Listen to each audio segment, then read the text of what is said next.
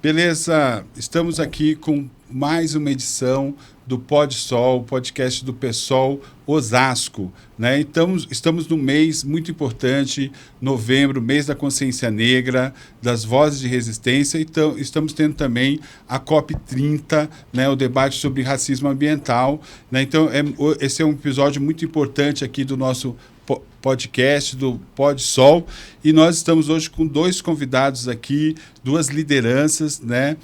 Estamos aqui com a Ana Paula, né? Que é da Educafro, que é do movimento popular, do movimento de mulheres negras, né? Estamos aqui também com o JR, que é uma liderança dos mototáxis, uma liderança dos integradores de aplicativos e da coordenação dos trabalhadores sem direitos, né? E eu sou da executiva, né? Meu nome é Márcio, sou da executiva municipal do PSOL, e a gente também está com a nossa companheira Emily, que é também da nossa executiva municipal aqui do PSOL Osasco, né? Então vamos começar nessa conversa, vamos começar esse papo com duas lideranças importantes, duas lideranças que estão aí à frente do movimento negro, que estão na luta nas quebradas, nas favelas, e vamos né, Emily, vamos começar esse papo aqui. Bora lá, Márcio. Obrigada pelo convite. É um prazer estar aqui no PodSol. Eu sou o pessoal de Ludia aqui em Osasco. Obrigada, Ana, pela tua presença. Um prazer recebê-la. Já queria conhecer, aqui, trocar aquelas figurinhas mana preta rapidinho. Obrigada também, JR, por estar aqui conosco hoje. E vamos começar com a Ana, né, Márcio? Uhum. Ana, conta para nós que você vem assim da Educafro, que é uma instituição que tem uma longa, árdua luta aí por acesso, né, à universidade, mas como que essa luta se transborda por outros direitos sociais, educação, saúde, moradia, combate ao racismo? Como que isso funciona, Ana? Perfeito, né? A Educafro, ela entra na minha vida na época dos pré-vestibulares, né? Eu sou do interior de São Paulo. E sou da roça, venho do sítio, atuo aqui, moro em São Paulo faz 4 anos. Mas a Educafro entra na minha vida com as apostilas pré-vestibulares. Então, como lá não tinha um cursinho popular, eles mandaram uma apostila para mim poder estudar, né? Então, a partir dali, eu começo a estudar as apostilas da Educafro, conheço o cursinho A Luta do Frei Davi. E aí, presto vestibular, vou para a universidade, né? Então, quando eu vou para a universidade, eu começo a fazer licenciatura em História, começo a atuar no movimento estudantil, já me conectando de alguma forma com a Educafro, com a luta por direitos estudantis. E quando eu me formo, eu recebo convite para vir aqui fazer um curso de liderança na sede da Educafro de São Paulo. Caramba! Então, a Educafro, ela entra na minha vida e me forja, né? Ela me forja de diversas formas. Tá dentro da Educafro, fazendo uma preparação de liderança e tendo vários contatos com instituições e espaços políticos, né? Ela se revela para mim de uma forma que não é só entrar na universidade, né? Além de entrar e permanecer, existe todo um processo anterior a isso, né? Então, as oportunidades, como se acessa uma universidade? Não dá para pensar, acessar a educação se está com fome. Pois é. Então, a partir disso, a gente começa a pensar também. Pensar a educação, pensar acesso à universidade, pensar essa permanência, é pensar que as nossas pessoas elas precisam estar alimentadas para ter a ideia, o deslumbre de outras oportunidades, de outros mundos, né? Então, a Educafro, ela, a partir dessa luta do movimento negro, ela também nos força a olhar para outras necessidades. Então, a gente começa ali a entender que não é só estar dentro da universidade, mas a pensar também como que a gente está nos passos de decisões que vai ali também legislar, exercer poder sobre a universidade, que vai abrir os caminhos para que essa criança jovem percorra até chegar à universidade, né? Então, a gente está falando de educação, tem uma luta por educação e por acessos, mas a gente também tem uma luta por estar em espaços de poder e uma luta por ter comida na mesa, uma luta por ter acesso à moradia, porque por mais que a gente sabe que educação, a transformação que a gente acredita e a revolução que a gente acredita é a periferia, é a quebrada, é a mulher negra, é o jovem com diploma na mão, para que esse jovem tenha um diploma na mão, tem um caminho a ser percorrido que precisa ser construído também para que ele percorra esse caminho com dignidade. Com certeza. É aquele que fala, né? Não é só a universidade pública, mas pública para quem? E o caminho para você chegar nesse público, né? Se é favorável para você conseguir chegar à distância, né? É uma logística que é só de carro que eu tenho acesso a essa faculdade pública. Muito bacana isso. E você começou... Então, não foi ninguém que chegou em você lá e te mostrou a Educafro. Não, chegou um cursinho para você, uma apostila. Sim. E aí você foi descobrir como que funcionava. Exato, né? Porque os interiores do Brasil, eles acabam estando um pouco à margem dos acessos. E eu venho de uma cidade de 7 mil habitantes. Então, assim, a minha cidade, ela possui uma escola ensino fundamental, uma ensino médio. Para mim fazer um técnico, para mim fazer um cursinho popular, que eu também acessei após terminar, mas foi em outra cidade, né? Como eu já sabia que existia um cursinho pré-vestibular, eu vou procurar o que tem mais perto de mim. A Educafro existe, mas ela está lá em São Paulo. Qual cursinho semelhante à Educafro tem mais próximo a mim, né? Então, eu vou para um cursinho popular também, faço esse percurso que também me forja de diversas formas. Sim. Ali, né? Faz esse processo também de entender que não basta eu me reconhecer enquanto negro, mas eu preciso lutar enquanto uma mulher negra, pensar nos direitos para mim, por mais que eu estou acessando, tem outras pessoas que não têm esse acesso. Então, assim, chegou através das apostilas, mas essa apostila, ela me provocou de muitas formas e me abriu depois um leque de horizonte, porque como se sonha com coisas que a gente nem sabe que existia. Pois é, né? É um transbordar constante. Então, exatamente. Resumindo. Então, a partir do momento que eu conheço uma apostila, eu já, olha, tem um cursinho, vou buscar outros cursinhos e começo também a pensar, a sonhar com outros horizontes para além ali do meu território de 7 mil habitantes, né? Beleza. Muito legal. Queria passar, então, a bola aqui para o J.R. Freitas, né? Que muita gente conhece da luta do mototáxi, da luta dos entregadores de aplicativo, né? Que é uma luta árdua, né? Mas, assim, eu queria que você falasse um pouco também da sua trajetória, né? Como que você vê assim, o movimento negro na quebrada, como que você se descobriu na militância, na luta, né? Um pouquinho para a gente conhecer melhor aí o J.R. Freitas, liderança do mototáxi. É isso aí. Primeiramente, obrigado pelo convite. Obrigado a todos que estão assistindo aí. Espero que eu possa contribuir, né? Eu sou ainda muito novo na militância, assim, principalmente dentro do movimento negro. Mas eu tive um start também. E o meu start foi a cultura hip hop. Através do hip hop que eu conheci os meus direitos, né, e os meus deveres também. Antes disso, eu era apenas um cara que nem reconhecia o racismo, né? Eu não tinha esse feeling, assim como a maioria das pessoas na quebrada. Infelizmente, como você mesmo falou, isso infelizmente no Brasil todo é assim para o nosso povo. A gente não tem acesso à educação, acesso aos estudos. Eu sou de uma época dos anos 90, no bairro do Capão Redondo, onde para ler um livro eu tinha que pegar um ônibus, ir até a biblioteca de Santo Amaro, para ler sequer um livro. E o tempo para fazer isso? Então, eles tiraram os nossos direitos de conhecer o nosso povo. Então, a gente cresce desconectado de qualquer movimento negro na quebrada e apenas buscando o quê? A nossa sobrevivência. A nossa sobrevivência e poder ter alguma coisa. Então, é um plano do capitalismo para que a gente não conheça os nossos direitos. E eu cresci nesse meio. O que trouxe para mim foi exatamente a cultura hip hop nos anos 90. Era uma música periférica que falava sobre todos os problemas nas questões raciais. Eu cresci escutando Racionais MCs. É dali que eu conheci o poder do negro e como a gente era sucateado o tempo todo. Você falou que não tinha um horizonte. Eu também não tive um horizonte. Eu não sabia o quanto esse país era grande, o quanto o meu estado era grande, o quanto o que acontecia na Zona Leste, o que acontecia na Zona Oeste. Eu não saía da Zona Sul, eu não tinha condições. Era na escola municipal ali perto de casa, eu não saía de casa. Enquanto o rap, ele conseguiu me colocar nesse horizonte. Então, tudo que eu passava na Zona Sul do Capão Redondo, eu fui descobrir através do rap que todos os negros passavam na Zona Leste de São Paulo, porque é uma quebrada muito distante da Zona Sul para a Zona Leste. A nossa quebrada o nosso estado é muito grande, o nosso município é grande, então eu não sabia como que era. Então, o hip hop ele foi criando a minha ideologia política e foi me dando forças para lutar. Então, quando eu ingressei da cultura hip hop, quando eu saí da cultura hip hop, fui para trilhar esse caminho da política institucional. Porque uma coisa é certa, se a gente não ocupar os espaços de poderes, esse espaço nunca vai pertencer a nós. nós somos usados o tempo todo como massa de manobra de um sistema feito para deixar burguês cada vez mais rico e a gente somos pessoas descartáveis.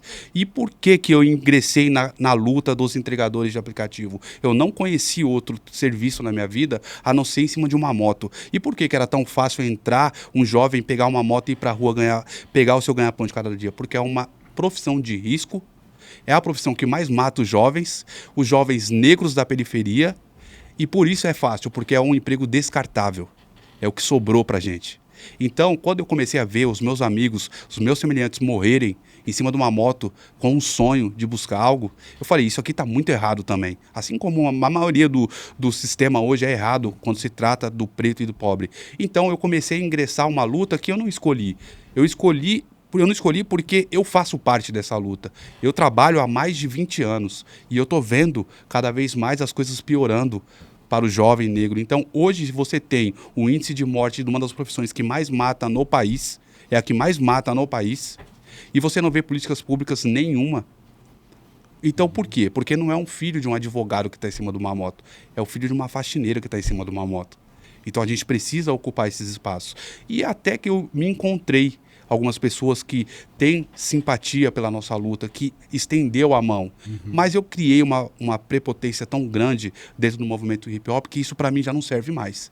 Enquanto a gente não tiver o espaço, não ocupar o espaço, eu não gosto mais de bater nas portas pedindo um favor ou pedindo alguma coisa. Não, quem tem que estar com a decisão é nós, porque nós somos a maioria e somos nós os trabalhadores e somos nós que movemos esse país e nós não estamos nesses espaços de poder. Nós estamos sempre nos empregos mais sucateados, nós estamos nas ruas, morador de rua, nas penitenciárias, nós não estamos nas universidades. Então alguma coisa está de errado. Então é um momento que a gente tem que acender, a gente tem que conversar com o nosso povo, com o nosso semelhante e mostrar para ele que só vai sentir a dor dele aquele que viveu na pele, não aquele que conheceu pela universidade, que conheceu. Depois eu fui ver o tanto que eu sofri de racismo na minha vida, eu fico impressionado, eu não conhecia o racismo. Os moleques na quebrada hoje, que não é conectado com o movimento negro, e eu não faço parte exatamente de um movimento negro, eu conheço os movimentos negros e estou procurando aprender, porque o movimento negro me ensina muita coisa, porque eu não sou um cara acadêmico, eu sou um cara que conheço a rua, o dia a dia. Vida, né? A vida. Né? Então, mas é importante saber que o moleque da quebrada hoje não sabe que ele tem direitos porque o movimento negro lutou pelo direito dele. E isso é triste, sabe? Porque parece que as coisas vieram sempre através de um cara branco que era nosso presidente, que assinou ali e falou, agora você tem um direito. Não, isso é fruto de uma luta, de um movimento negro que fez. E então eu tento fazer o papel da seguinte maneira, entrar na política institucional e tentar fazer essa conexão da vida real do moleque da periferia com o movimento negro. E ensinar para ele que tudo isso que ele passa, que quando ele sofre um enquadro abusivo da polícia, isso é fruto de um racismo que ele não se enxerga ainda. Então ele tem que começar a entender que isso é fruto de um racismo implantado por aquele que ele vota e que acha que libertou ele. Mas na verdade não, são as lutas que libertam. Nos entregadores de aplicativo eu tenho muito a contribuir com isso também, porque a maioria são jovens negros e brancos também, periféricos. Classe social é sempre a base da sociedade e é isso que eu estou aqui hoje para fazer e hoje na política, para trazer essa conexão do movimento negro e mostrar para ele que tudo isso não foi a Princesa Isabel que assinou e não foi Fernando Henrique Cardoso, não foi Fernando Collor de Mello, não foi ninguém que deu isso para nós, foi a luta. E nós só não temos mais direito porque nós não somos organizados. E a nossa organização está na periferia. O dia que a gente se organizar para lutar pelo que é certo mesmo, pelos nossos direitos, não tem ninguém que segura o povo revoltado, mas um ódio organizado para cima do sistema que vem massacrando o nosso povo. Beleza, JR, beleza. Não, então, é justamente isso, né? Acho que a data, né? Não fica a fala tanto da Ana Paula como do JR deixa muito preciso, assim, que não é só uma data, né? Toda uma história, toda uma luta, né? E eu queria passar um pouco, perguntar para a Ana Paula, né? Que vocês, na Educafro, vocês atuam com a juventude periférica, com os cursinhos populares, né? Então, como que essa questão da falta de trabalho, como que é a questão de renda, como isso afeta, né, a educação das mulheres negras, né? E também queria aproveitar, né, nessa questão assim, do que representa as mulheres negras em termos de resistência, né, que a gente está também nesse momento da COP30, né, que é um momento de debate sobre justiça climática, que a gente recoloca nesse debate todo sobre o racismo ambiental. Então, queria também ver com você como que você vê essa relação, né, da luta cotidiana das mulheres com o debate ambiental, com o debate sobre a COP30. Perfeito. Eu quero começar respondendo você, Márcio, com uma experiência que eu tive hoje. Hoje eu visitei o Instituto Carolinas, lá do extremo leste, Guaianazes, Top. que são mulheres que trabalham ali fazendo comida cotidiana. Não só isso, mas empregam outras mulheres que servem comida. E, além disso, em volta delas tem todo um projeto de reforço escolar, de geração de renda, de vários outros projetos para as mães e para as crianças, né? Então, essas mulheres, nesse momento, elas estão sofrendo um retalho, né, de não ter repasse de verbas para a continuação desse projeto. Uhum. E aí, o desespero maior essas mulheres elas vão parar de frequentar o projeto. Não só a fazer comida, gerar renda, servir comida e se alimentar. O outro projeto, o reforço escolar do filho, a atividade, o esporte. E por quê? Porque a partir do momento que a preocupação dela, que ela não tem comida em casa, a preocupação dela maior é botar comida na mesa. Então, se eu não coloco comida na mesa, tipo, qualquer outra coisa, ela não vai ser a prioridade. Se eu não consigo alimentar os meus filhos, se eu não consigo ali dar o sustento dentro de casa. As crianças, elas passam a ir para a escola para aprender, mas também porque o foco, ela precisa se alimentar, né? Uhum. Então, a partir do momento que não tem oportunidade para essas mulheres poder trabalhar, ter outro deslumbres, ter outros objetivos, sonhos, não poder pagar a sua conta, não ter o sustento para colocar dentro de casa, outras possibilidades fica difícil de percorrer, né? Então, a educação, ela precisa ser pensada para os menores, para as nossas crianças nesse momento, mas também para a educação, para a inclusão daquelas pessoas que estão de fora, que historicamente ficaram à margem, historicamente elas ficaram de fora. E só começa a pensar, desenhar uma política de inclusão, de educação dessas mulheres a partir do momento que a gente passa a ouvir qual é a realidade dela. A partir do momento que a gente passa a ir ouvir e fazer a política com o pé no chão. A comunidade, a quebrada, a favela, a roça, os interiores, quilombolas, tem muito a se ensinar, porque há muito tempo a gente está se organizando, reorganizando para sobreviver dentro de um sistema que nos massacra. E tem muito de cultura e de vivência que as pessoas não sabem que aquilo é a cultura dela, né? Não sabem que aquilo é a cultura. Que é cultura, que é culto, que é um ensinamento, que é um conhecimento ancestral, que pode modificar. Porque enquanto realmente a gente continuar nessa história de enche a barriga, pão e circo, a gente não sai naquela roda, né? É muito pífio, isso é muito pequeno. E pensar que realmente os projetos sociais hoje em dia não podem ser somente para alimentar, mas é um local de políticas públicas, de pensar política. Uma coisa muito importante que você falou no começo da nossa conversa foi como que eu vou sonhar com aquilo que eu não conheço? E se não tiver ambientes para isso, movimentos como esse, como você está falando, de troca de ideia, de um tempo para ela descobrir que ela é mulher, descobrir que a educação de criança é direito, não é um depósito de criança, né? É um espaço para desenvolver a educação infantil daquela criança. É tremendo isso, né? E é assim, a partir do momento que o Estado não chega, tem uma música do Criolo que fala, a maldade traça o norte. Então, outras coisas chegarão. Né? Pensar que essas instituições nas quebradas, nas periferias, elas estão fazendo um dever que deveria ser do Estado. Né? Deveria ser dos nossos representantes estar lá. Se esses representantes eles não nos representam, até porque muitas vezes eles não têm a nossa cara, outras coisas chegarão. E por isso que é fundamental o que o JR trouxe dessa ocupação dos espaços institucionais. As coisas elas precisam caminhar junto e se entrelaçar. É fundamental que a gente esteja organizado dentro dos nossos extremos, das nossas quebradas, daquilo que nos fere, mas também é fundamental que a partir disso a gente se expanda e ocupe em outros espaços, né? Porque a política institucional ela decide sobre as nossas vidas, ela legisla sobre as nossas vidas. E esses corpos que estão lá decidindo, eles precisam saber o que a gente passa, né? E não saber só por terceiro. É importante que nós que sabe o que passamos esteja lá, porque a partir do momento que a gente ocupa esse espaço, a gente lança um outro olhar para o modo de fazer política. Tem que construir isso, porque normalmente, assim, essas associações, essas ONGs, se elas são ressucateadas, né? Porque o Estado vai lá e sucateia as escolas. E aí, quando ocorrem essas emendas, essas participações público-privado, se não for com qualidade, estão colocando também em vulnerabilidade tanto a pessoa que está ali, né? O cooperador, a pessoa, o trabalhador, na verdade. O cooperador é meio complicado, né?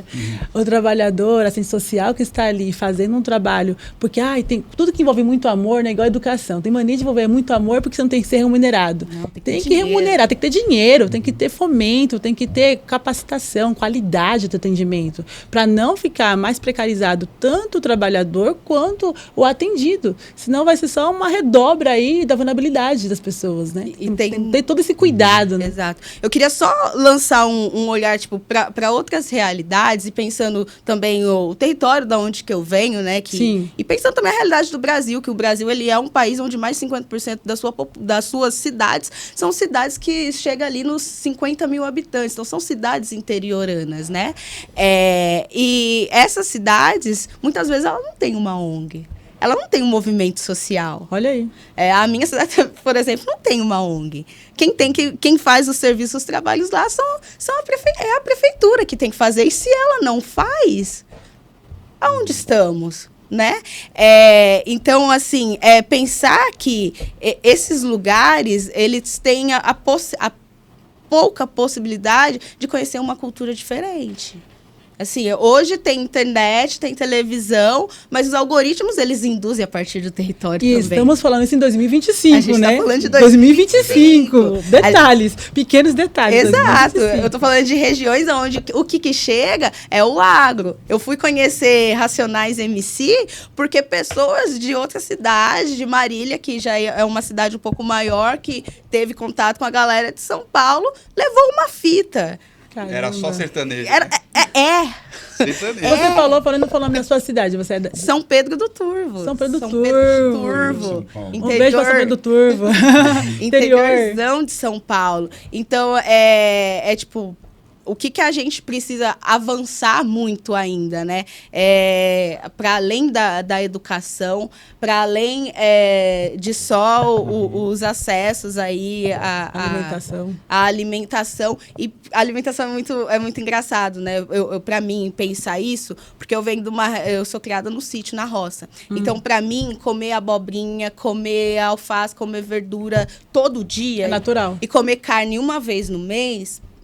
É muito comum. Para mim é muito normal, é muito natural. Para mim é comer bem. Isso para mim é comer bem. Quando eu vou para uma cidade, morar numa cidade, muda tudo. Então, tipo, os acessos aos alimentos, ele também é diferente. E é pensar que, por exemplo, nessas capitais, nessas cidades grandes, quem está fazendo todo esse cálculo para garantir a comida na mesa, contando as moedinhas para colocar a comida na mesa, e o que foi ensinado para ela que é comida de verdade, ou o que tem disponível para essa mulher, dona de casa, rimo de família, colocar na mesa como comida de verdade, é uma alimentação que muitas vezes ela destrói a saúde das pessoas, né? Então, assim, pensar a questão climática, pensar essa questão ambiental a partir dessa mulher, a gente está falando de mulheres que elas são arrimo de família, que ela tem que gestar o pouco dinheiro que muitas vezes ela tem para colocar comida na mesa, pensar que comida que tem disponível para essas mulheres. Que qualidade essa comida tem. Sem ser do capital, sendo ali e falar assim, isso aqui que é chique, isso aqui que é interessante. Exatamente. Né? Então, assim, a questão climática, que hoje ela afeta direto as plantações, a produção e tudo mais, isso vai afetar diretamente na mesa das pessoas, principalmente mais pobres. E até na saúde mental, né? Porque fica aquela situação de você ver uma situação de escassez constante e quando você tem um pouquinho mais de dinheiro, você fica assim, nossa, mas eu queria comprar aquilo, que nem sempre seria tão saudável para sua família. Mas a questão da escassez e da pessoa pensar, não, eu tenho que consumir aquilo, cria um paradigma, né? Exato. Beleza. E o que é ensinado, né? Eu queria, então, passar um pouco para o JR. O Jota. Nesse debate, né, a Ana colocou sobre a questão da educação e tal, e tem a questão do trabalho, né, que é lógico que são coisas interligadas, né? Então, como que está essa questão dos mototáxis, como que está essa luta pela regularização, né? Tá tanto em São Paulo, em Osasco, no Brasil como um todo, como que você está vendo essa luta e como que você faz essa ponte dessa luta com o movimento negro, com a luta da quebrada, enfim?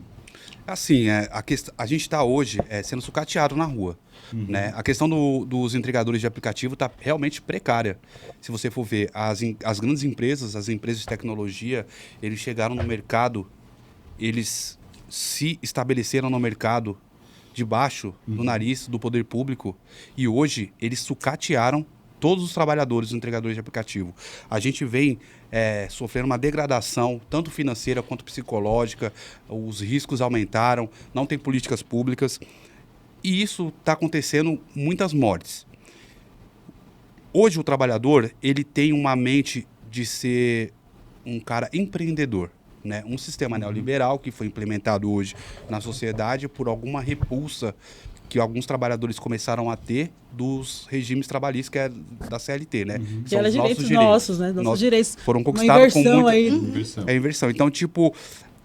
Aí você vai parar para pensar, porra, por que o cara escolheu sair de um regime de CLT, onde ele tem todos os seus direitos garantidos, para ser explorado pela empresa de aplicativo, que hoje não dá absolutamente nada, e trata você como algoritmos ali, não é nem pessoas, são algoritmos ali que estão só fazendo com que essas empresas ganhem cada vez mais dinheiro. Fazendo money. Acionistas de fora que investiram através de sangue, é dinheiro de sangue. Dinheiro do motoboy é dinheiro de sangue. Então você para pensar uma coisa, por que eles fizeram isso? Porque também foi implementado hoje um sistema neoliberal e as pessoas têm um sonho. E quando você mexe com o sentimento das pessoas, isso é muito poderoso. Opa. A extrema-direita, que é um lixo, dizendo que é um lixo, conseguiu implementar isso na mente das pessoas e falou assim, olha, é o seguinte, esse regime CLT que você trabalha hoje, você vai te manter ali num círculo, numa redoma que você não vai conseguir sair. E é verdade, porque se você catar hoje uma faxineira, uma pessoa que trabalha numa empresa multinacional, que ela é hoje terceirizada, ganhando um salário que sobra R$1.000 por mês, trabalhando todos os dias, você não vê esperança. O jovem olha para o aposentado hoje, que não tem nem dinheiro para comprar o remédio, fala, não quero ser isso. Exato. A extrema-direita captou esse sentimento e falou assim, se você não quer ser isso, você tem que sair desse sistema que te oferecem e ganhar mais. Aí veio o coach, veio um sistema neoliberal, e aí a pessoa foi lá e falou assim, eu quero ter uma chance de sobreviver. E é justo também. Muito. Para mim, isso é um grito de revolução do trabalhador, de querer buscar e entender que ele ficar naquele sistema preso com um patrão dele que também enriquece às custas dele o tempo todo, chegando em casa cansada, uma senhora cansada, mãe de família, que mora na beira do córrego, que a gente vê isso, que não tem nem saneamento básico. Cara, isso é um grito, eu falei assim, mano, eu não quero mais isso para mim. Para onde que eu vou? E a esquerda, conectou ou não conectou esse sentimento? Não. Não conectou. Então a extrema-direita foi lá e avançou. Então hoje ela vende uma ilusão. O que a gente quer é colocar os pés no chão. Eu quero que o pobre possa progredir na vida, que o entregador de aplicativo possa progredir na vida, que ele possa ser um empreendedor. Eu não tenho nada contra o empreendedor, desde que ele seja um empreendedor de verdade de si mesmo, desde que ele tenha conhecimento, desde que ele tenha habilidade para lidar com o dinheiro e conquistar suas coisas. Se ele quer ser um empreendedor e a extrema-direita colocou que ele tem que ser um empreendedor, então eu estou aqui como esquerda fazer ele ser um empreendedor de verdade e vencer na vida de verdade dentro do sistema que ele quer. Eu não estou para implementar um sistema que ele também já não agrada mais ele, que realmente não evoluiu. Diminuiu com a reforma do Michel Temer, trabalhista, piorou, e a gente não conseguiu avanços. Então, é um novo mundo, é um novo sistema, a tecnologia chegou e muitas vezes ela chega para esmagar o trabalhador, enquanto na verdade a gente deveria ter o domínio dessa tecnologia. Então, se você quer ser um empreendedor, que você tenha o seu próprio aplicativo. Se isso for possível, a gente tem que implementar. Se a gente está no poder, a gente tem que implementar e fazer com que esse trabalhador vire um empreendedor de verdade e não fique trabalhando para empresas de aplicativo, deixando essas pessoas que não estão aí para ninguém enriquecer cada vez mais. Mas só que hoje a minha luta ela não está tão avançada. Ela está recuada porque eu estou na realidade hoje, que acontece hoje na periferia e nos trabalhadores. O que eles querem hoje? Uma remuneração mais justa. Então aquilo que eles querem, eu vou lutar até o fim para trazer. Então hoje a gente está lutando, a gente Conseguimos fazer uma manifestação esse ano de 2025, no mês 3, Que foi sucesso. para o mês 4, Parou que geral. foi realmente, a gente, aqui em Osasco, Estouro, a né? gente parou ali na frente do iFood. E o que esses trabalhadores queriam? Uma remuneração mais justa e dignidade. Então, a gente está buscando isso. Por mais que lá na frente eles consigam burlar esse sistema, mas é nossa obrigação, porque vem responsabilidade também. Eu estar com o microfone aqui, ser convidado hoje, ter alcance nas redes sociais, me traz uma responsabilidade enorme. Então, nós temos que ter responsabilidade de dar o tempo todo e não recuar. Nossa. E sempre avançar. Então, a gente vai trazer o que eles querem e vamos avançar cada vez mais para trazer mais dignidade. Então, hoje estamos nesse momento agora, lutando com a nova Secretaria-Geral da República do Guilherme Boulos. A gente está tentando lutar para trazer essa remuneração e um pouco mais de dignidade. A gente sabe que falta inúmeras coisas. O sistema capitalista não dá para vencer ele de uma vez. Mas o dia que o trabalhador entender o valor que ele tem, quanto que é o valor dele, qual é o seu valor? Será que é 5,50 o que a Uber está pagando? Não é 5,50. Você vale muito mais do que isso. O tempo que você deixa de ficar em casa com a sua família, com seu filho, arriscando a sua vida, não vale 5,50. E ele está entendendo que não vale 5,50. E ele está entendendo que alguém está enriquecendo. Quando ele liga a TV e assiste o Big Brother sendo patrocinado, quando ele vê o Carnaval sendo patrocinado pela empresa que paga 5,50 para ele, ele olha e fala, isso aí está errado. E eu quero buscar uma melhora para isso aí. Então eu estou aqui, não é para ser salvador de ninguém. Eu estou aqui para ajudar esse trabalhador a conquistar os seus objetivos no futuro. Porque ele e eu somos um só. Independente se ele é de esquerda ou de direita. Se reconhecemos como trabalhador. E eu não estou aqui com ideologia política. Eu estou aqui como um trabalhador e ele está me vendo como um trabalhador hoje. Então, dentro dessa perspectiva de trabalhadores, de pessoas que estão aqui embaixo, dane-se a esquerda e a direita. Nós vamos lutar pelos direitos e seja com quem for, a gente vai conquistar e avançar essa luta. Então, ele já viu que realmente isso está massacrando ele e ele agora está começando a enxergar que é possível fazer luta. Eu espero que esse ano de 2025 nós consigamos, que nós temos uma vitória. Queremos uma vitória esse ano de 2025 e a gente está lutando para isso. Mas é isso, né? Porque o trabalhador tem que entender que, cara, para você ser empreendedor, para começar a falar assim, ó, você é empreendedor, você tem que desfrutar também daquilo que você ganha. Exatamente. Porque como que eu sou empreendedor, não, esse negócio de trabalhador é papo de esquerda, é papo de quem não quer ganhar, é papo de gente acomodada. Não, filho. Nós estamos falando sobre você que queira trabalhar e viver também. Porque você tem que trabalhar e ganhar bem, ok, como empreendedor. Então não é que você colocar um contra o outro, né? Mas sim falar assim, meu amigo, ganhe seu dinheiro, mas tenha segurança para trabalhar, que é o que a Seguridade Social traz para nós, né, como trabalhadores.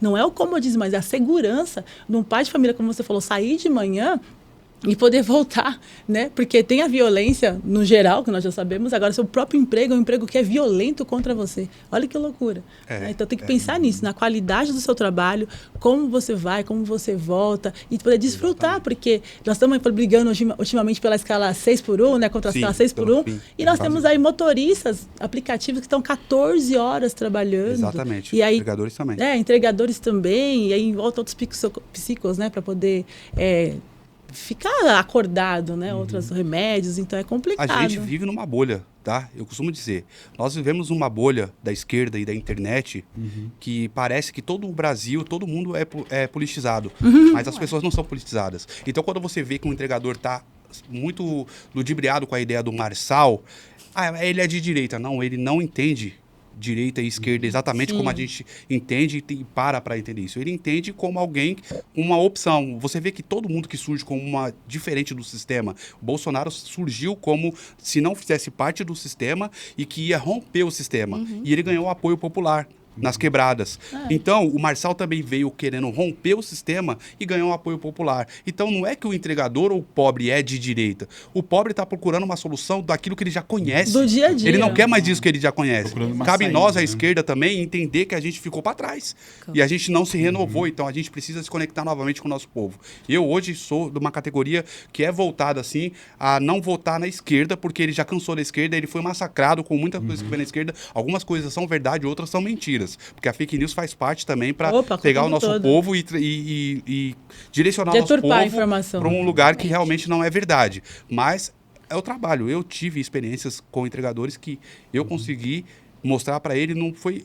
Você é de esquerda, eu sou de direita, não tem problema. Ele estava junto comigo na batalha. Eleitor do Bolsonaro. Na batalha junto comigo. E eu dentro do PSOL. A gente não discutia política. Hoje ele é meu parceiro. Hoje ele está do meu lado.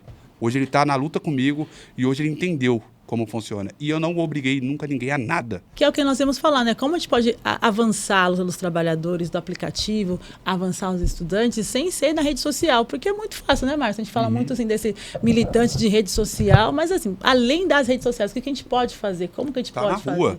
Tá na rua. Tá na chegar... rua, tem que estar no território. É o pé no chão, né? É. Porque a internet, ela induz muito os debates, induz muito a discussão, induz muito os perfis. Então, assim, como que... Isso é um desafio que a gente tem colocado, é um desafio que a gente pode superar a partir do chão. É a partir da organização. Então, assim, não tem como a gente ficar falando para os ventos ou ficar falando pelos mesmos. A gente precisa furar bolhas. Precisa. Tem que sair da zona de conforto. A gente tem que estar lá, tem que estar com... Só- E tem que ouvir. só Eu acho atrás que... da- Eu vejo que a gente, computador, às né? vezes, tem muito... As pessoas que elas vão acessando determinados espaços e determinadas... Capital político, ela tem uma soberba, mas ela precisa ouvir, porque ela saiu, Pra ter mas outros troca, né? Se a ficaram. gente não tiver troca, não tem transformação. Me desculpem os políticos só vou ouvir o que eu antigos. gosto. Me desculpem os políticos antigos, mas vocês já ficaram ultrapassados. Porque hoje, infelizmente, eu vejo entregadores hoje falando assim, JR, se você se candidatar, eu voto em você. Só que eu voto 22, 22, 22 e 50. É um passo, mas ainda não... O que eu posso fazer? Eu não posso chegar lá e falar assim, não, mano, vem cá, você não tem que votar 22, você tem que votar, sei lá, 13 ou 50, não. Eu tô tentando fazer a minha parte, mas a gente precisa de apoio para isso também. Então, por isso que é importante, quando surgir quadros novos e diferente daquilo que você pensa, aprender a dialogar. Eu consegui reverter muita gente para votar e para vir para a esquerda sem direcionar eles para nada. Só a luta. Um dia ele falou para mim assim, mano, a gente Fazendo na o pessoal Câmara dos raciocinar, Vereadores... né? Vamos pensar o que está acontecendo não, aqui. entra Quais coisas políticas simples. tinham pra gente antes e quais políticas tem agora? Coisas quais simples. iniciativas tem, né? Coisa simples de se falar. Um dia um bolsonarista para mim, que eu não vou falar o nome, que tá junto comigo do meu lado, falou assim, mano, eu percebi uma coisa. A gente aqui na Câmara dos Vereadores, o jeito que a gente é tratado nos gabinetes de esquerda e no gabinete de direita, por que a gente fica mais tenso no gabinete de direita? Aí eu olhei para ele e falei assim, na esquerda a gente chega mais à vontade, né? A gente chega lá, come até a comida dos parlamentares, né? É porque é a representatividade, mano. Os caras não sabem o que a gente passa na rua. Eles não sabem o que o povo passa na rua. E, infelizmente, a gente tá dando poder para eles. Então, aos poucos, ele foi vendo com atitudes. E com atitudes a gente na rua. Eu disputei, eu disputei espaço no começo do mototáxi com o Pavanato, eleito. Hoje ele foi embora, porque eu sabia que ele ia embora. Porque eu sabia que é frágil, eu sabia que é Era mais mentira. uma onda, Hoje ele foi né? embora e quem ficou foi eu. Então muita gente chegou pra mim e falou assim, mano, eu não gostava de você, então eu te peço desculpa. Porque você continua na luta com nós. E cadê os caras? Eu falei, é assim que Queria tirar funciona. Aproveito, né? Queria tirar Porque, aproveito e tirou pra- aproveito. é, Saiu em muita capa de jornal em cima de uma moto. Então. Nunca andou de moto. Pergunta onde ele tá agora. E pergunta onde eu tô agora. Eu tô na rua. Eu tô aqui gravando podcast e fazendo vídeo informando. E eles? Então é assim que a gente pode. Eu não preciso chegar e falar assim, ó, não vá pra esse político. Não. O tempo vai mostrar. Então a gente precisa estar na rua. Tá ótimo. Então, como você já tocaram nessa questão também do enfrentamento com a extrema-direita, como a extrema-direita teve um avanço, eles cresceram, enfim, né, no Brasil é inegável e isso tem muito a ver também com como você falou, né, tem uma incapacidade da esquerda de responder às mudanças, né, a esquerda estava muito dentro do mercado de trabalho tradicional, né, e as mudanças todas que aconteceram, mas também tem revés do outro lado, né, então tem agora a condenação do Bolsonaro, tem assim um processo também de enfrentamento que a gente viu nessa situação aí do tarifaço do Trump, né? Acho que o povo brasileiro deu uma acordada aí, né? Então eu queria ver como que vocês veem essa questão assim da prisão do Bolsonaro, como a gente lida com esse enfrentamento com a extrema direita. É um avanço, é uma reparação, assim como que vocês estão vendo isso? Vocês sabem que qualquer dia, né? Tá prestes aí a ter a prisão mesmo decretada, tal, né? E a gente tem, enfim, como que vocês veem isso daí? Bom, a prisão do Bolsonaro a gente tem que ver com alegria, né? Resolve nossos problemas? Não. Não, mas deixa a gente feliz e a gente vai comemorar isso. Mas existem muitos problemas ainda, né?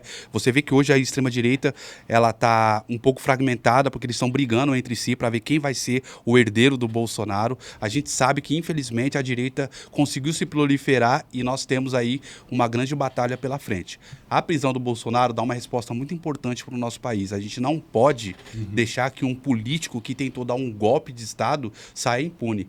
Porque o problema não é ele, o problema é o que pode vir depois. A partir do momento que se abre uma brecha para que um político que tentou dar um golpe tenha anistia, outro pode chegar e falar assim, então eu vou fazer também. Entendeu? Ele não fez porque ele é um incompetente. O Bolsonaro é burro. E os bolsonaristas são burros. Então eles não conseguiram dar um golpe. Então, graças a Deus, a gente está lidando com pessoas burras. Tanto que se você vê a atuação do Carlos Bolsonaro tirando foto todo dia na Casa Branca dizendo que ia resolver as coisas, a gente não precisou fazer absolutamente nada. A gente Nada. cruzou o braço Só e esperar. deixou ele ganhar. Ele deixou ele trazer É só todo o ouro esperar, para só. nós. Então, obrigado, Bolsonaro. Obrigado os filhos dele por serem tão burros. Mas a gente não pode contar com essa burrice o tempo todo. Lógico. Uma Com hora certeza. aparece um cara inteligente, que tem um pouco mais de cérebro, tem mais de 2 QI lá, e aí ele começa a organizar isso porque existe uma lacuna muito grande a ser preenchida. Com o povo pobre, com o trabalhador, com a segurança pública, com a falta de prosperidade da população, com falta de saneamento, isso ainda está em aberto. E a esquerda não cobriu isso totalmente. Eu sei que a gente tem um Congresso reaça que está mostrando nesses últimos 4 anos agora, o ano que vem tem eleição, que realmente eles são inimigos do povo, tá? Porque uma pauta tão popular como o fim da escala 6x1, eles votarem contra, mostra quem está do lado de quem. Né? Você vê, então, essas atitudes de não querer taxar super ricos, mostra quem está do lado de quem. Você vê PEC da blindagem para blindar político corrupto e a extrema-direita votando, mostrando para vocês quem é quem. E querendo Só que o radicalizar que vai acontecer se a gente não estiver na periferia, não estiver nos bairros? A população pobre vai falar assim, quer saber de uma coisa? Não quero saber de política mais nada, ninguém presta. Isso é ruim para nós também. Muito. É muito ruim para nós isso, porque sempre aparece um oportunista de 4 em 4 anos, e então a gente tem que começar a construir isso, porque vai surgir essa lacuna. Mas é assim, eu espero que o Bolsonaro fique preso um bom tempo, eu espero que todos aqueles que estavam envolvidos no golpe fiquem presos um bom tempo, e esses canalhas que estão no Congresso, que também vá preso. Porque a extrema-direita é um câncer no Brasil e tem que ser combatido com firmeza. Então eu espero que o ano de 2026 a gente consiga eleger candidatos que tenha pulso firme também, porque às vezes a esquerda ela tem que saber dosar. A hora da revolta, às vezes a gente tem muito, até o nosso povo preto, pobre, a gente às vezes tem muita alegria, é samba no pé, é carnaval, a gente se reúne pra bagunça, mas a gente precisa ter ódio, gente, a gente precisa ter raiva, mas não é uma raiva, mas não é uma Não consegue raiva... quebrando tudo, calma gente, fiquem tranquilos, é uma raiva organizada. É uma raiva organizada, no lugar certo. Então não adianta a gente pegar e ser muito contente com as coisas. Não tá bom para nós e a gente precisa ter essa raiva. A gente precisa focar, né, uma estratégia e canalizar essa raiva em quem está oprimindo o pobre ou o trabalhador. Então a gente precisa mesmo ter essa raiva. Então é por isso que hoje eu sou um cara cheio de raiva. Eu tenho raiva, mas a minha raiva é direcionada. É direcionada àquelas pessoas que eu sei que são falsas, que estão usando o poder político para benefícios próprios. A gente sabe que ali está todo mundo no benefício próprio. Hoje o Nicolas agora está um pouco afastado do Bolsonaro, porque ele tem o plano político dele pessoal. Isso aí não é porque... Então... Ninguém tá nem aí para nada para a população. Enquanto isso, a gente fica se degladiando aqui. É por isso que quando eu vejo um entregador de aplicativo bolsonarista, eu vou trocar ideia com ele mesmo. É meu parceiro, tá na rua. Você entendeu? Ele tá longe daquilo ali. Ele não tá entendendo o que tá acontecendo, porque o aplicativo obriga ele a trabalhar 14 horas. Ele não tem tempo para ficar vendo vídeo e se informando de absolutamente nada, não. Ele tá buscando atrás do sonho dele e da sobrevivência dele. Cabe a mim, que tô aqui com um pouco mais de disposição, tá lutando por essas pautas. E é isso aí. Você tem que dar vida. Se eu tenho que ser processado, eu vou ser processado. Eu recebi um processo de R$3 mil do delegado ali porque eu xinguei ele e o governador. Não tenho como pagar? Não tenho. Parcela, mas eu vou xingar. Porque tem hora que eu não aguento. Eu também não vim para ser pacífico o tempo todo e achar que eu tenho que dialogar. Então a esquerda também tem que aprender a ter mais pulso firme. É, porque pacífico é uma coisa, passivo é outra, né? O nosso povo preto realmente A não pode ser passivo. A gente pode ser pacífico, canalizar a raiva, porque é em relação à situação e não às pessoas. Como eles estão tentando burlar e falar mal da COP30, ridicularizar uma pauta tão importante, né? Que é a nossa. Por quê? Porque quando a gente fala de racismo ambiental, aonde que tem a bala perdida, aonde que tem a enchente, embora com a COP houve justiça climática também, vamos dizer, né? Porque vão fazendo tanta coisa que até começou a encher uns palacetes por aí. Mas ainda assim, em sua maioria, aonde chega, né, não, Ana? A pauta da enchente, a pauta da bala perdida, a pauta da falta de segurança, realmente com o nosso povo. E nós temos que mudar isso daí, só canalizando, realmente sabendo aonde se unir para votar, porque as pessoas não entendem isso.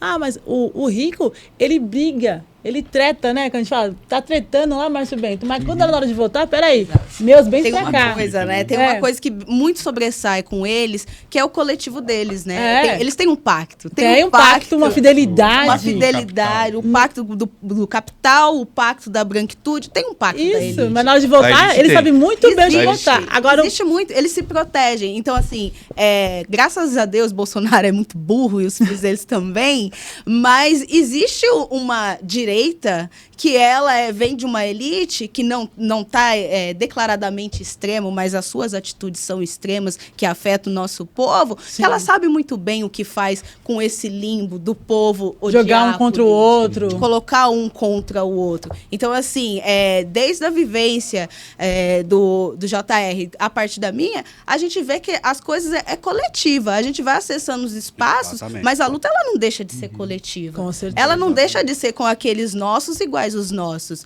Eu não vou criticar um irmão meu que é negro e às vezes é a favor de Bolsonaro, porque ele não teve a mesma oportunidade que eu de aprender a fazer uma leitura, uma leitura de mundo, Exatamente. não teve os mesmos acessos. E cabe a mim, é minha responsabilidade Compartilhar o pão. Compartilhar o conhecimento, né? E trazer essas pessoas para a luta junto com a gente. Então, assim, a extrema-direita, ela é burra, mas existe um centro ali que se apropria muito bem disso. Opa. E se Essa é beneficia com isso. Né? Essa é boa. O que você está trazendo é muito importante. Isso, eu estou falando da extrema-direita, do Bolsonaro ali, dos filhos, são burros. Mas o comércio do agro é muito inteligente. Muito. Muito. É muito. Então, esse nunca sai do poder. Tem- Esse tem um plano, tem um pacto da branquitude Pra compactuar para com primeiro ambos os os meus, lados. depois o dele. Então, ele está, sim, direcionado em uma parte do bolsonarismo, daqueles que só estão pensando também neles e no poder deles. Mas, enfim, uma coisa que eu também tenho que pontuar aqui, muito importante, sobre a COP30. Sim. Que você que é eleitor da extrema-direita, que vê as pessoas ridicularizando a COP30, entenda uma coisa. Você só não está enxergando que quando chove é o seu barraco que alaga. Não é o do político e da extrema-direita e os eleitores deles lá que sofrem com o clima. Então, para eles é fácil ridicularizar a COP30, porque o racismo ambiental não chegou neles. Chegou em você, que está perdendo os móveis, que está ali toda hora alaga, você tem que levantar no bloco, que você perde casa, perde os seus móveis, tem que parcelar tudo de novo. E aí você vota na extrema-direita, que está ridicularizando, falando que isso não resolve nada. E o plano deles é exatamente esse. Fazer com que o clima é uma bobagem, que a esquerda está viajando, que racismo ambiental não existe. É tudo um plano. Mas na hora que chove, é você que tem que levantar a geladeira. Até porque quando alagar, quando chover, eles falam, mas a chuva afeta igual todo mundo. Mas quem vai ter direito de se reorganizar, de se reerguer, de ir para outro local, de ter uma nova casa, Reformar. novos móveis, é quem tem dinheiro. Exatamente. Se alagar a cidade de Jardins, isso aí para eles não é nada. E é tão doido o negócio, porque assim, eu vou ficar brigando com a minha vizinha, gente, deixando bem claro que é errado sim jogar lixo no córrego, no riozinho. É lógico que é. É errado sim deixar lixo no dia errado para o coletor passar. Mas não é isso que fez a sua casa, não é só isso. Isso é um pequeno, né, uma parte da catástrofe que é você usar a terra de forma desordenada. É uma catástrofe do que você joga no ar, das químicas que você quer jogada no ar, no rio e tudo mais, do quanto é usado de água para fazer uma calça jeans, e aí depois eu vou lá e falo, não, compre um monte, sabe? Falam muitos em reutilizar, mas nada em reduzir, né? E sempre quando é reduzir, é o pobre que tem que reduzir o consumo de água, e não as grandes empresas que têm que reduzir o consumo de água, ou ter um compromisso aí de responsabilidade direta com aquilo, né? Exatamente, né? E é pensar que quanto mais essa questão climática é deixada para depois, os problemas ele avançam, a questão, assim, a comida, ela é afetada, né? Porque vai se fazendo novas transformações transgênicas, vai se modificando, é mais veneno para produzir, para garantir comida na mesa. Opa, mas eu posso vender mais medicamento, assim. Exato. Aí as crianças ficam agitadas porque as escolas são pequenas, e aí você fala assim, não, ele é imperativo, não, ele é isso. Não, o pessoal não tem espaço para se mover, para se desenvolver. Pessoas lucram com a crise climática. Essas pessoas que lucram, elas têm dinheiro, elas estão no poder há muito tempo e elas não estão dispostas disposta a abrir mão. A Pra reduzir. gente, não tem um plano B, um planeta B. Mas para quem tem muito dinheiro, para os milionários, eles estão investigando vidas em outros países, outras possibilidades, em outros Planetas. Mas capaz que vai sobrar planeta para a gente, meros trabalhadores. Então, eu acho que a gente está caminhando um pouco para a nossa reta final, né, do nosso Pode Sol. E eu queria também, assim, vocês, né, falaram várias questões da luta, né, e também dessa importância de ter uma representação institucional, quer dizer, ocupar espaços de poder que antes, que historicamente, né, foi negado mesmo, né, quer dizer, que é um pouco isso, né, a lógica do capital, a lógica do que a gente vive no país, né? Então, como que vocês veem essa questão, né, da mulher negra, do homem negro na política? Como que a própria esquerda, né, pode, digamos assim, romper, né, com certas práticas e conseguir, de fato, ter um espaço político? Como que vocês veem, assim, um pouco isso, essa questão institucional, como que isso, né, como que a gente pode ter uma virada de mesa mesmo, né, da gente começar a ter, por exemplo, ter uma representação mais igual a que a gente tem no nosso povo, né? Isso nas câmaras municipais, na Assembleia Legislativa, na Câmara Federal, né, no STF, né, a gente teve aí essa luta. Estamos ainda em curso, né, numa luta por uma mulher negra no STF, né, que eu acho que são 100 e poucos anos de STF, não tem, né, nunca uma mulher negra, aliás, pouquíssimas mulheres, né, só apenas 3 mulheres até hoje em 130 anos de STF, né? Então, como romper essa barreira? E eu sei, como do pessoal, né, eu sei que não é uma coisa só em relação à direita. Eu acho que a esquerda também precisa ter uma mudança, né, nessa mais efetiva, mais né? efetiva, tal. Mas, enfim, como que vocês veem isso? Como que vocês enxergam essa luta, essa importância da representação dos espaços, enfim, de você conseguir empoderamento e estar nos locais de decisão, né? Porque não é só simbólico, é decidir mesmo, é estar nos espaços de decisão política. Então. A política ela é um espaço de privilégio, né? Por muito tempo, estar num espaço de poder político, de decisão, ter a caneta na mão é um privilégio. Por mais que teve uma luta da esquerda também de se organizar e acessar esse espaço, mas enquanto estava se reivindicando o acesso a esse espaço, a população negra ainda estava correndo atrás e ainda corre do prejuízo da escravidão, trabalhando, buscando serviço e ainda estamos, buscando educação e ainda estamos buscando estar nesses espaços de organização. Então, assim, a esquerda, eu quero começar falando da esquerda, que é o nosso compromisso em rever como que a gente constrói política, como que a gente escolhe estar com essas pessoas e caminhar e construir com essas pessoas. Existe uma coisa que é abrir mão dos seus privilégios. É abrir mão dos seus privilégios em muitas disputas, porque a gente está há muito tempo organizando e fazendo políticas em outros espaços. Isso não quer dizer que a gente não sabe fazer política. A gente faz política de outras perspectivas. A gente faz políticas de outras formas. Então, entrar nessa política institucional e se estar aliado com a gente é abrir para essa possibilidade de conhecer, entender como a gente se organiza também, como a gente faz política, e para abrir essa oportunidade, tendo em vista que a política é um espaço de privilegiados, alguém, às vezes, tem que abrir mão do seu privilégio para que a gente consiga acessar e abrir mais espaço para que outras pessoas adentrem, né? Então, assim, mulheres negras no espaço de decisão, mulheres negras no STF, são olhares negros também diferenciados para esse espaço de decisão.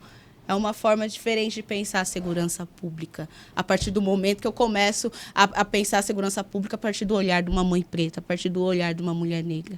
É diferente eu pensar o orçamento a partir do olhar de uma mulher. É diferente eu pensar a configuração dos espaços a partir do olhar de uma mulher negra. Então, assim, para que a gente consiga construir e alargar, a gente também precisa ter um espaço mais aberto e honesto também com as pessoas que historicamente tiveram o privilégio de acessar inúmeros espaços, para que eles deixem a gente também a participar dessa festa que é a política e que é a democracia, né? Porque muitas coisas nos limitaram de chegar até lá, nos impediram, né? Nos dificultou a nossa trajetória para estar até lá. E agora, se está com a gente precisa que essas portas elas sejam abertas e que, entendendo que, às vezes, tem que sair do seu lugar de conforto para que outras pessoas consigam caminhar e dançar nessa festa também. Porque temos competência para isso, né? Com certeza. Não é dificultar, não é assim, vamos lá para o tadinho. Não, nós temos competência, fomos formados, estamos formando pessoas que têm know-how né, para poder fazer isso. Só que você disputar também, que nem você falou, dentro da esquerda, a própria esquerda. Porra, agora esse momento de fortalecer a Mana Preta, esse momento de fortalecer o irmão preto, que tem competência para estar lá. Não é só um rostinho bonito, não é só porque, igual o Bolsonaro fez. Eu até tenho um amigo preto, né? Colocou aqui o cara ali. E a pessoa também está atenta que não é aquele preto que está ali, que está representando igual o Bolsonaro, né? Colocou uma pessoa como o totem, como a gente tem costume de falar. Opa! Colocar o totem ali, mas essa pessoa que realmente vai ter o potencial de fazer esse pensamento. Duas coisas, você me fez lembrar de duas coisas, né? Quando a gente estava naquela briga para eleger Lula e derrotar Bolsonaro, e todo o seu bolsonarismo, eu falava com a galera assim, falei, tá, a gente vai eleger Lula. E qual que é o nosso projeto de povo que a gente vai colocar junto com o Lula? É sobre. E qual que é o plano? Qual que é o plano? Derrotamos, ok. Qual que é o plano? Como que a gente vai agir? A gente precisa se organizar para agir. E a gente se organizou de diversas formas. E aí, ainda antes de sair o resultado do Lula, eu tive um encontro com ele, junto com o Frei Davi, com a Educafro, e teve uma fala, todo mundo falou, o que você falou no ouvido do Lula? E eu falei no ouvido do Lula que, Lula, a partir das políticas que você criou no seu governo, junto com a sua equipe, para colocar pessoa pobre, para colocar o filho do trabalhador, o filho do roceiro, dentro da educação, dentro da universidade, eu me formei. Meu companheiro se formou. Agora, a gente está pronto. E não só eu, a gente tem um povo tem uma galera aí para chegar. Para estar. A gente precisa que você abra a porta desses governos para a gente estar lá dentro fazendo essas políticas. É sobre. Então, é uma disputa, né? É uma disputa. E aí, constantemente, ainda estamos construindo esse espaço, abrindo a porta para que a gente consiga entrar e não ser só mais um rostinho preto lá dentro. Parece que é cota. As pessoas querem colocar a gente como cota. Uma cota desqualificada, né? Muita da extrema, a gente não tem muito o que falar da extrema-direita. A extrema-direita e a direita, ela já é programada para dar apenas uma cota ali como simbólica ali. Tá? A gente tem que criticar, infelizmente, agora o nosso campo. A esquerda. O que precisa, primeiramente, para que os pretos, mulheres pretas, homens pretos, ocupem esse espaço de poder, o trabalhador ocupe esse espaço de poder? Os brancos de esquerda têm que entender que agora a gente já não quer mais ser representado por eles. A gente quer agora ter esse espaço de poder. Então, branco, obrigado, seja nosso aliado, gosto muito de vocês. Do fundo do meu coração, eu agradeço demais. Mas se você quer realmente mostrar que você está de verdade pela luta, chegou a hora da gente reivindicar os nossos espaços, os nossos direitos. E não vem com essa que tem que estar preparado.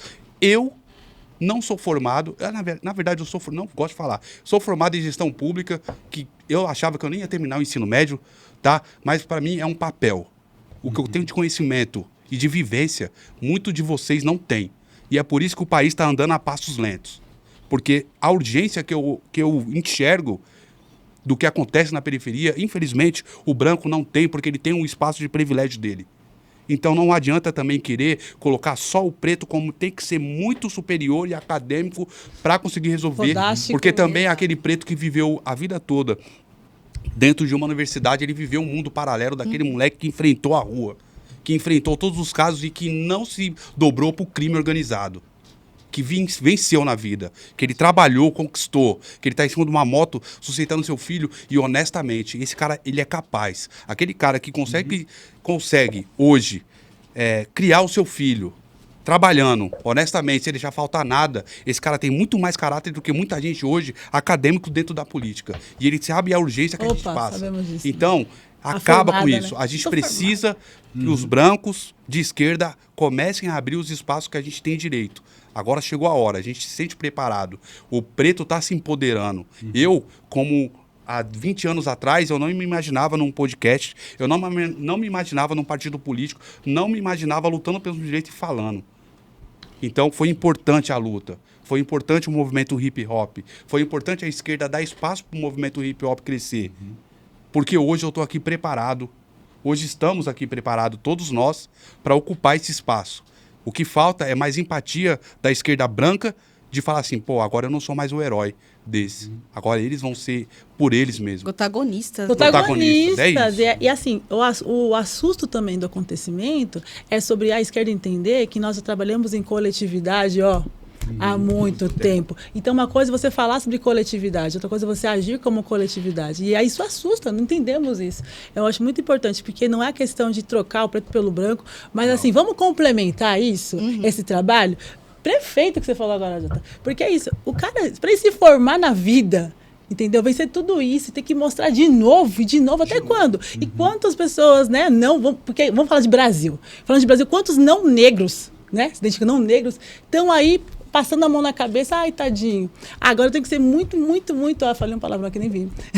muito top, né? Preto para poder assumir. E ainda assim tem que provar de novo. Exatamente. Enquanto o branco, muito branco, tá lá. Né? Falar, ai, tadinho. Acadêmico que tá acabando com o nosso país, roubando o nosso povo. Então vamos assumir com essa coletividade, vamos somar os conhecimentos de verdade e colocar em prática aquilo que a esquerda vem falando há tanto tempo, né? Deixar de colocar os pretos como totem. E isso é importante. Cada vez mais agora com o nosso ministro, né? O pessoal aí, que tem um partido que tem mais mulheres negras, nós né? Temos que ter Nós temos um movimento social, tem que ocupar, o motoboy tem que ocupar, a diarista tem que ocupar, a bancada dos gari tem que ocupar. Chegou a hora da gente ocupar esse espaço, meu. Aqueles que viveu na rua, aqueles que vivem o dia a dia. A nossa hora tem que ser agora. Já que vocês usam as pautas nossas para se alavancar, né? Para se alavancar e para estar hoje nesse lugar de privilégio, tá na hora agora de abrir o espaço. Chega de usar. Vamos para cima. Beleza, a gente então vamos agradecer, né, a participação da Ana, do JR, né? Eu queria pedir para ele fazer um encerramento aqui do nosso podcast e agradecer muito a presença de vocês. Acho que foi uma conversa muito importante, né? Estamos aí mais dia 20 agora, dia da consciência negra e numa luta, né? Que é uma luta histórica, é uma luta, como vocês colocaram, que a gente precisa mais do que nunca abraçar e realmente mudar a realidade, né? Vai lá, Emily. Gente, queria agradecer demais mesmo a presença de você, Ana, você, Jota, porque é isso. O nosso Novembro Negro precisa ser dito, falado, mas também muito vivido, né?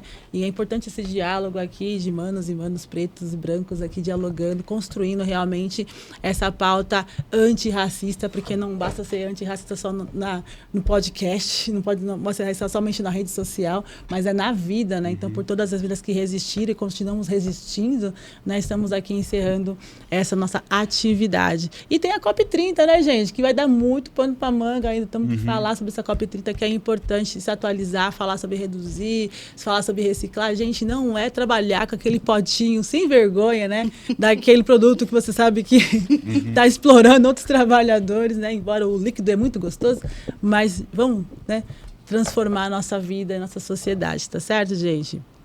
Periferia, no poder sempre resiste. E é sobre isso, faz na luta, venceremos. É isso aí, obrigado pelo convite. Beleza, gente. Valeu. Valeu. Valeu.